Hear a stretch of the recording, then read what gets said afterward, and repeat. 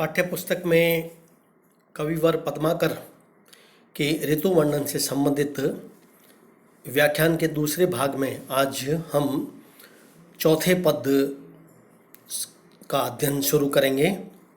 आई हो खेलन फाग यहाँ वृष भानु पुरी ते सखी संगलीने, त्यों पद्माकर गावती गीत रिजावती हाव बताई नवीने, कंचन की पिचके कर में लिए केसरी के रंग सो अंग बीने, छोटी सी छाती छुटी अलके अति बैस की छोटी बड़ी पर बीने। इस छंद में कवि पद्माकर कह रहे हैं कि आज वृष भानु राजा की नगरी से अपनी सखियों के साथ में राधा गोकुल में होली का रंग खेलने आई है। पद्माकर कवि कहते हैं कि राधा और उसकी सखियां मधुर मधुर गीत गा रही है। गाँव तो गीत रिझावती हाव बताई नवीने, राधा और उसकी सखियां बहुत ही मधुर मधुर गीत गा रही है और नवीन हाव भाव को व्यक्त कर रही है।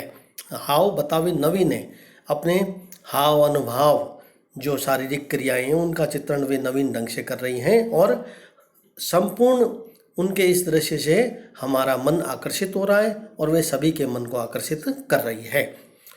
उन्होंने कंचन की पिचकी कर में लिए, कर कहते हैं हाथ को, हाथ में सोने की पिचकारियाँ अपने हाथों में ले रखी हैं और उनके शरीर से केसर के सुनहरे रंग की आभा और सुगंध फूट रही है। केसरी के रंग ओ शो अंग बीने, शरीर से उनके शरीर से अर्थात राधा उनकी सखियों जो मधुर गीत गा रही है, नवीन नवीन हाव भाव को बता रही है, उनके शरीर से केसर के सुनहरे रंग की आभा व सुगंध फूट रही है। उनकी छोटी छोटी छातियां हैं, अर्थात वे सभी नव यौवनाएं हैं, बाल उनके बिखरे हुए हैं।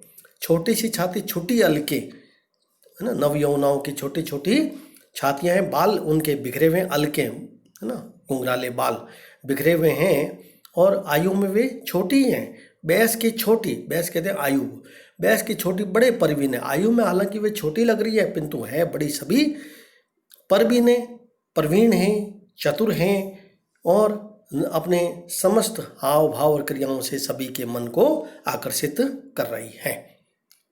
अब अगले पद को लें हम।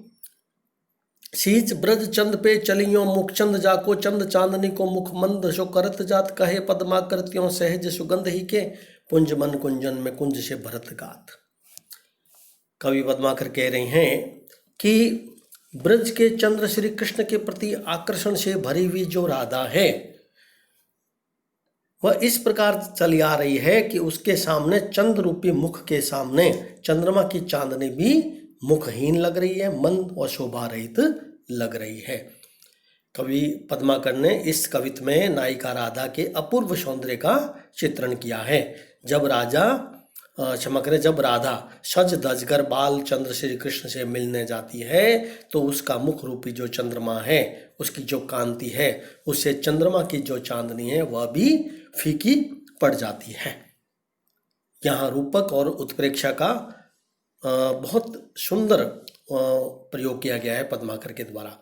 पद्माकर कवि कह रहे हैं कि उसके चलने पर शारीरिक सुगंध की जो सहज सुरभि से जो संपूर्ण वन और कुंज हैं वह शोभायमान हो रहे हैं। कवि कह रहे हैं राधा के चलने से वन के कुंजों में कमल के समूह की सुगंध भर गई है। कवि कहे पद्मा करत्यों सहज सुगंधी के, पुंज मन कुंजन में कंज से भरत जात। राधा के चलने से वन के कुंजों में कमल के समूह की सुगंध भर गई है।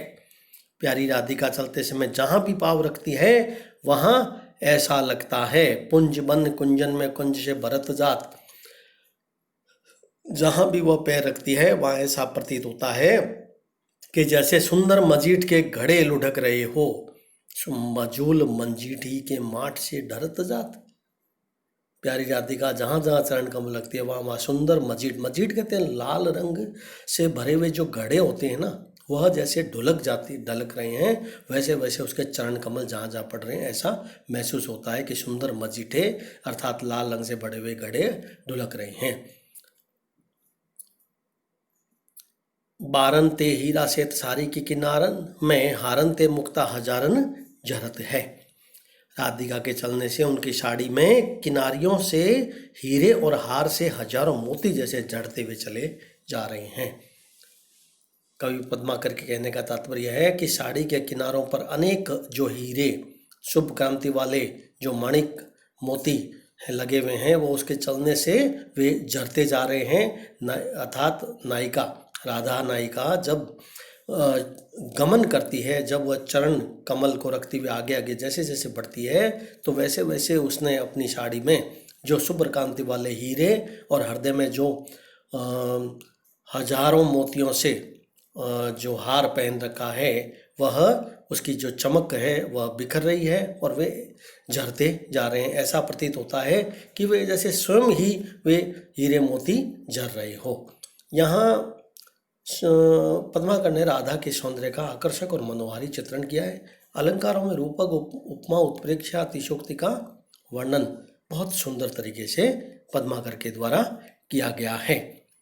अब हम अगले महत्वपूर्ण पद में आप सातवां लें। आप ही आपे रूसी रहे कबहू पुनि आप ही आप मनावे, त्यों पद्माकर ताल तलामनी बेटी बे कबू उठी धावे। इस पद के अंतर्गत कवि पद्माकर ने एक ऐसी नायिका का वर्णन किया है जो उन्माद की अवस्था में पहुंच गई है, विरह से व्याकुल है, और उस विरह व्याकुल नायिका का अत्यधिक जो विरह से उत्पन्न जो उसका शरीर हो गया है, उसका मन हो गया है, उससे उसकी दशा का चित्रण करते हुए कह रहे हैं कि वह स्वयं ही अपने आप पर ही नाराज हो रही है। आप ही आप रूसी रहे, रूसी नाराज, फिर कभी खुद अपने आप को मनाने लगती है। कबहू पुनि आप ही पुनि मनावे, फिर वह कभी अपने आप को पुनः मनाने लग जाती है। वह नायिका ताल और तमाल के वृक्षों से मिलने के लिए जैसे स्वयं ही उठकर दौड़ पड़ती हो, त्यों पद्माकर तालत मारानी बेटी बे को कबू उठी धावे। बेटी बे कहते हैं मिलने को आतुर होना, मिलने मिलने के लिए दौड़ना। उसका कारण यह है कि जिस नायिका ने नायक के साथ जिस ताल और तमाल के वृक्षों के पर बैठकर उसके समीप रह करके जो संयोग श्रृंगार का आनंद लिया था, उस वृक्षों से मिलने हेतु वह स्वयं ही जैसे उठ करके दौड़ पड़ती है। नायिका की इस विरहानुकूल स्थिति का वर्णन करते हुए एक दूती श्री कृष्ण से कह रही है कि हे कृष्ण, यदि वह आपका चित्र देख लेती है, जो हरि रावरो चित्र लेखे, रावरो कहते हैं आपका, जो वह आपका चित्र देख लेती है, तो मैं आपसे इस संबंध में फिर क्या कहूँ। तो कहूँ कबू हंसी हैरी बुलावे, तो मैं आपसे क्या कहूँ। अर्थात उसके कहने की दशा का वर्णन करना भी बड़ा कठिन है।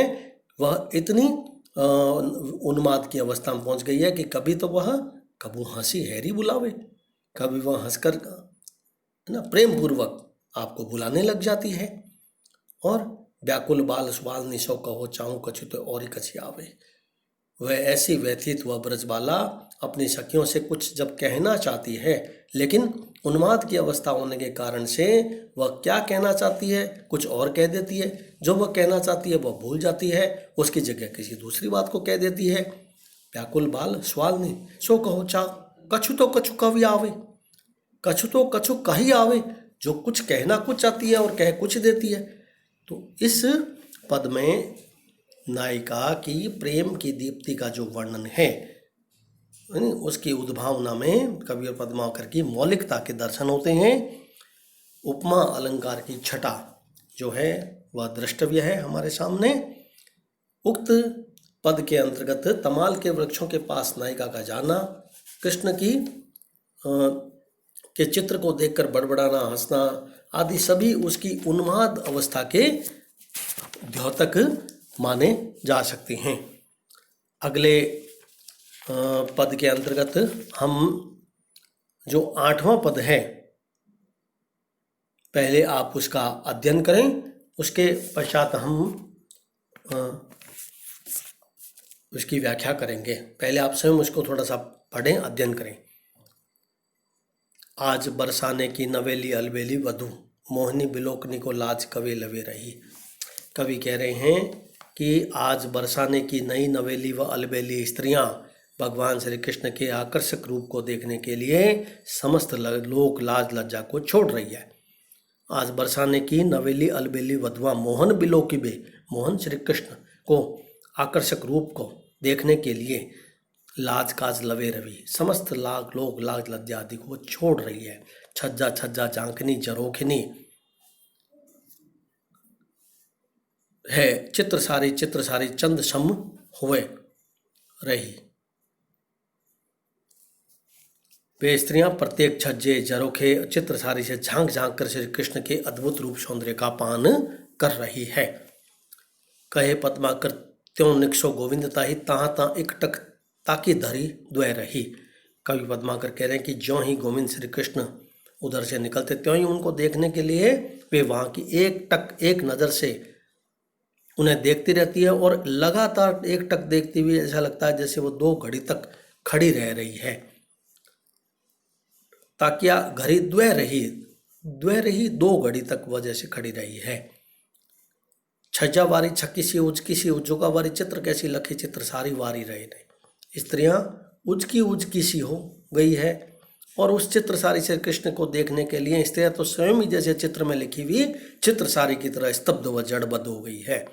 कहने का तात्पर्य यह है पद्माकर के कि जो नई नवेली अलबेली स्त्रियां हैं वह समस्त लोकलाज को छोड़ करके श्री कृष्ण को एक टक निहार कर उजकी सी एक जिस ढंग से वह खड़ी है ऐसा लगता है कि जैसे चित्र में उल्लेखित जो स्त्रियां होती है वैसी उनकी दशा हो गई है। स्तब्ध व जड़बद्ध होकर के वह चित्र में उल्लेखित स्त्रियों की तरह वह सारी स्त्रियां एक टक एक घड़ी एक नज़र से उनको एक समान इधर से उधर कुछ भी नहीं देख रही है, कहीं भी उनका ध्यान नहीं जा रहा है।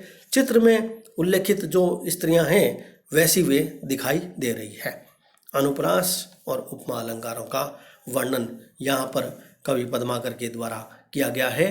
तो उक्त इस ऋतु वर्णन के पद के अंतर्गत कविवर पद्माकर ने अत्यंत सुंदर तरीके से जो नायिकाओं का जो चित्रण है जिसमें वह कृष्ण के प्रति अपना सानिध्य अपने ऋतु वर्णन के माध्यम से अपने प्रेम को भी उन्होंने व्यक्त किया है। समस्त उल्लासमय वातावरण का वर्णन इस ऋतु वर्णन के अंतर्गत कविवर पद्माकर के द्वारा किया गया है।